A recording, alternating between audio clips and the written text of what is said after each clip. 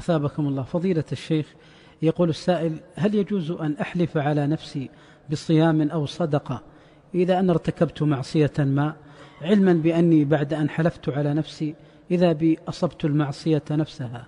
ماذا علي أثابكم الله؟ عليك أن تتبع ما أمرك الله به.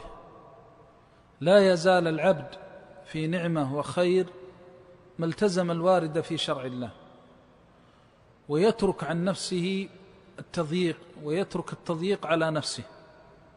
يلتزم بشرع الله. شرع الله أنه أمرك، نهاك عن معصيته، ونهاك عن الأسباب التي تنتهي بك إلى المعصية. ولذلك حرم الله ورسوله النظر المحرم والخلوة المحرمة ونحو ذلك من الوسائل المفضية للمحرمات. فإذا ضعفت النفس ووقعت في الحرام فإن الله أمرك بالتوبة، ووعدك أنك إن صدقت في التوبة يتوب عليك. فعلى الناس أن يعلموا أنه ليس هناك دواء للذنوب إلا التوبة والأخذ بالأسباب في الإقلاع، في عدم الرجوع إلى الذنب ثانية. أما حمل النفس بالأيمان والنذور ونحو ذلك فهذا لا خير فيه، لأنه إما أن يؤول بالإنسان أنه يترك فعل المعصية حتى لا يكفر اليمين، وهذا ليس فيه تعظيم لله عز وجل، وإما أن يترك المعصية حتى لا يضطر إلى الصوم وتعب الصوم، وهذا ليس مراد الله عز وجل من ترك المعاصي. ترك المعاصي أن يتركها خشية لله وخوفا منه سبحانه وتعالى. والأمر الثالث كما هو مجرب من أسئلة الناس وفتاويهم أنه ينتهي به الأمر إلى أيمان لا يطيقه ونذور لا يقوى عليها، حتى إن بعض الناس يضحك عليه الشيطان فيذنب ذنبا، خاصة ذنوب الخلوات، وخاصة بعض الشباب أحداث السن وصغار السن، تأتي فترة من ذنب يتعلق به ويصيبه فيتعلق به قلبه، ثم يأتي مثلا يشرب الدخان، يبتلى بشرب الدخان، أو يبتلى بالاستمناء أو نحو ذلك من المعاصي ويتعلق بها قلبه، فتأتي فترة يشعر بانشراح ويأخذه الشيطان على غرة، فيجد من نفسه انشراحا حتى إنه يقول لن أعود ثانية إلى الذنب. فإذا وجد هذا الانشراح، وهذا من عبث الشيطان الخبيث به، فإذا وجد هذا الانشراح يقول له احلف الأيمان أنك ما تعود، وهو يريد أن يبدي صدقه مع ربه وتركه للذنب، فيحلف الأيمان أو يعقد نذرا من النذور المغلظة عليه، فإذا فعل ذلك عاد له بأسوأ مما كان عليه، لأنه يعلم أنه ضعيف. نسأل الله السلامة والعافية. الذنوب إذا أردت حقيقتها ليس لها علاج إلا الخوف من الله والرجاء في رحمة الله، وليس هناك شيء تحارب به الشيطان والنفس الأمارة مثل التوبة الصادقة. وإذا رآك الشيطان تذنب هذا الذنب مليون مرة، وكل ما فعلته تتوب صادقا من قلبك، ويعلم الله أنك لن تريد أن تعود وأنك صادق، فأنت تحرق الشيطان وتغيظه. ولذلك كثيرا ما يفعل الإنسان هذه العادة أو يفعل هذا الذنب ويأتي الشيطان ويقول له أنت منافق لأنك قلت لن أعود، وانظر لو كنت صالح أو كنت دينا أو خيرا ما ابتليت بهذا الذنب وتركت، لأن الله كانه يقول له إنك مخذول، أنت متروك، لأنك نسأل الله عافية فيك شر وفيك بلاء، أنت لا تصلح للخير، لا تصلح للهداية، ويتدرج معه إلى الدرجات والعياذ بالله الهاوية إلى الهلاك، وهذا كله من عبث الشيطان. لكن لو قال لي رب يفرح بتوبتي، ولي رب وعد ولا يخلف وعده، وصدق مع الله عز وجل في توبته وإنابته إلى ربه، فقال أستغفر الله، وتذكر أنه إذا قال أستغفر الله أن الله يحبه، إن الله يحب التوابين، ما قال التائبين، توابين، تواب فعال، معناه أنه كثير التوبة. وإذا كثرت التوبة كثرت الذنوب، لأن التوبة من الذنوب. ولذلك من كثرت ذنوبه وكثرت توبته بصدق مع الله عز وجل، المهم أنك إذا فعلت الذنب تعقد جازما أنك لن تعود، وكأنه آخر عادك بالذنب. هل معنى هذا أننا نشجع على المعصية؟ لا والله، هي الوسطية.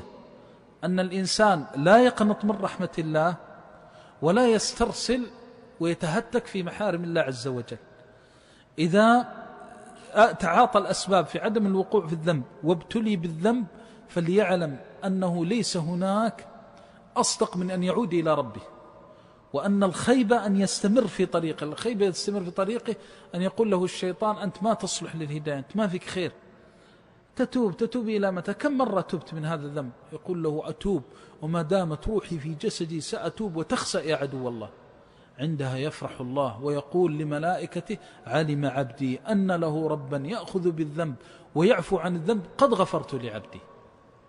إذا كرر العبد التوبة، والعبرة أنك إذا وقعت في المعصية بانهزام أو بوجود ضعف تندم ندما شديدا وتتمنى أن أمك لم تلدك حتى تقع في هذا الذنب، تحترق من قلبك وتتوب توبة صادقة وتعقد العزم على عدم الرجوع وتستغفر.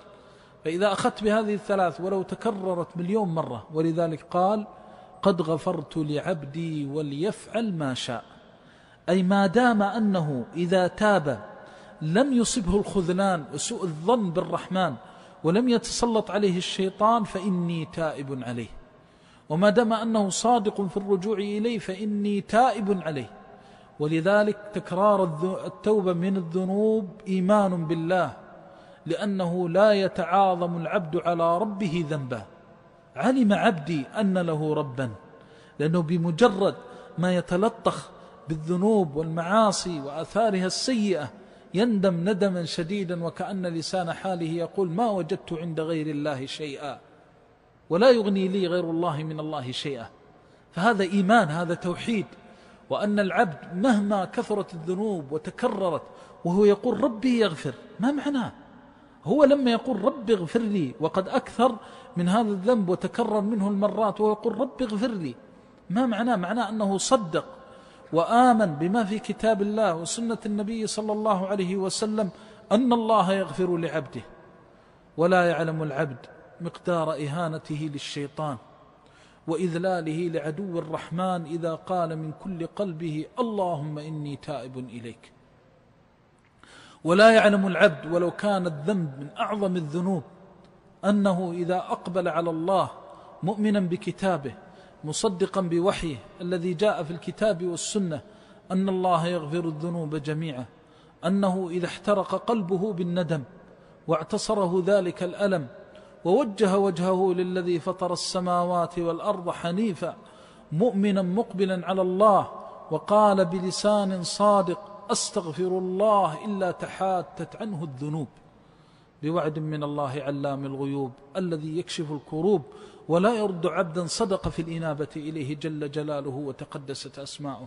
وتذكر أن النبي صلى الله عليه وسلم صح عنه في الخبر أن الأمر لا يقف عند غفران الذنوب ومحوها ولا يقف عند إقالة العثرات وإزالتها، بل إنه يتعدى ذلك إلى ملك حليم رحيم بخلقه سبحانه ولا أرحم منه ولا أكرم، أنه يفرح بتلك التوبة، وأن هذا الذنب لو كان صغيرا أو كبيرا أن الله يفرح والفرح صفة من صفاته دون تأويل ولا تعطيل ولا تشبيه له سبحانه جل جلاله بخلقه. يفرح، أي فرح بك وأنت العبد الحقير الذي لا تملك لنفسك نفعا ولا ضرا، ولكنه الكرم ولا أكرم من ربنا والحلم الذي لا أحلم من ربنا. فإن ضاقت بك نفسك بذنوبك وسيئاتك فاعلم أن الله أعظم منها، وإن ضاقت بك الأرض بما رحبت بذنب وتسلط عليك عدوك وعدو ربك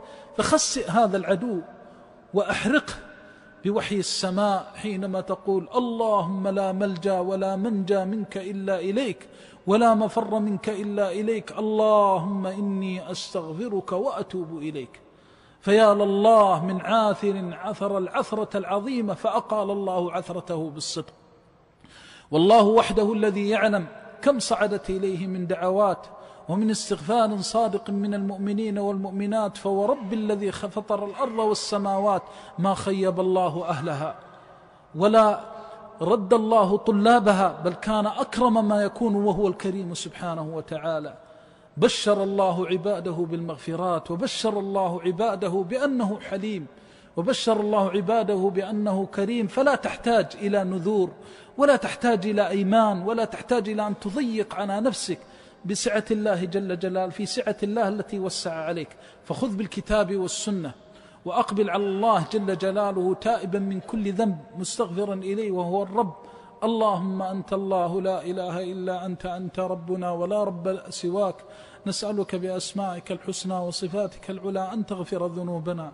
اللهم اغفر لنا كل ذنب، اللهم اغفر لنا كل ذنب، واستر لنا كل عيب، وفرج عنا كل كرب. اللهم اغفر لنا ولآبائنا وأمهاتنا، وتجاوز عنا وعن آبائنا وأمهاتنا وذرياتنا. اغفر لنا يا خير الغافرين، وارحمنا وأنت أرحم الراحمين. إليك نصبنا وجوهنا معترفين بإساءتنا وذنوبنا، فإنه لا ملجأ ولا منجى لنا منك إلا إليك. نستغفرك اللهم ونتوب إليك. رب اغفر وارحم وتجاوز عما تعلم، إنك أنت الأعز الأكرم. سبحان ربك رب العزة عما يصفون، وسلام على المرسلين، والحمد لله.